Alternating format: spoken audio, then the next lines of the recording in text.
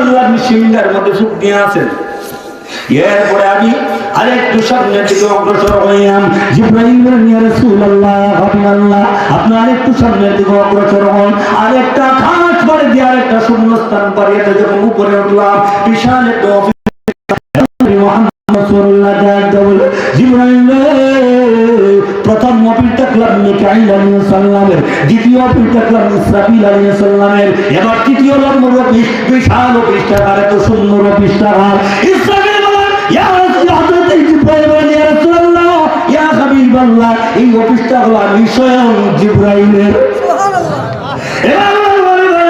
জিবরাইল অফিসটা দেখার পরে আরেকটা শূন্যস্থান পাড়ি দিলাম, আরেকটা শূন্যস্থান পাড়ি দিয়া আমি যখন উপরের দিকে উঠলাম, বিশাল একটা অফিস দেখলাম। একটা অফিস দেখার পরে আমি সামনের দিকে যখন অগ্রসর হইলাম, আমি তারপরে বিশাল একটা অফিস দেখলাম। ও অফিসের ভিতরে একজন লোক দেখতে পেলাম এবং অফিসের ভিতরে একটা বোর্ড দেখতে পেলাম। এবং আল্লাহ নবী বিশ্ব নবী ডাক দেবেন, এক নম্বর, দুই নম্বর, তিন নম্বর পর্যন্ত বোর্ড দেখলাম, অফিস দেখলাম এবং তিনজন ফেরেশতাও দেখলাম, নামও দেখলাম। এই অফিসটা আর একটু দয়া করে তুমি আমাকে বলবানি।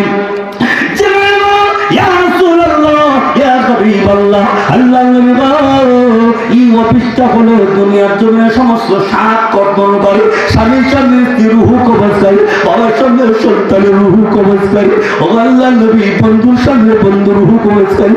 মালাকুল মউত হযরত আজরাইল, এই অফিসটা হলো হযরত আজরাইল আলাইহিস সালামের অফিস। এবার আল্লাহ নবী রাহমাতুল্লিল আলামিন বলে, আমি যখন আজরাইলের চেহারার দিকে তাকাইলাম, তাকায় দেখি আজরাইল আলাইহিস সালামের 600 ভাগা, কয়টা ভাগা? 600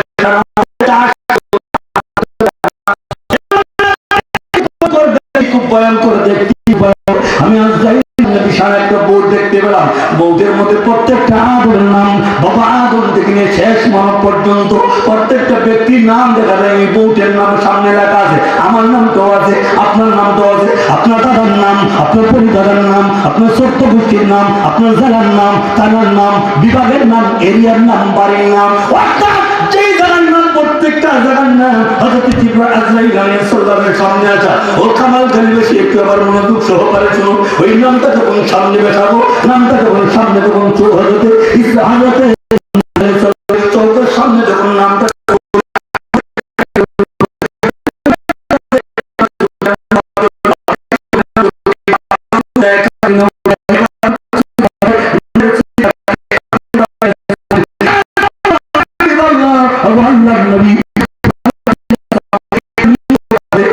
নামগুলো আছে, ওই নামের চতুর্দিকের নাম মানে নূরের বাতি যাদের জ্বলবে, এদেরকে আল্লাহ রাব্বুল আলামিন ঈমানদার ঘোষণা করেছেন।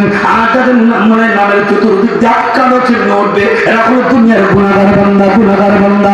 এবার আসুন, হযরত আজরাইল আলাইহিস সালাম যাদের রূহ কবজ করবেন, আজরাইল আলাইহিস সালাম স্বয়ং জানেন না তার রূহ কবজ কেমন করবেন, কোন দিন করবেন, কোন তারিখে করবেন, আজরাইল জানে না। এবার প্রশ্ন থাকে, হুজুর আজরাইল যদি জানে না, তাহলে আজরাইল না জানলে রূহ কবজ করবে কেমনে? আল্লাহ বলেন, চলবে।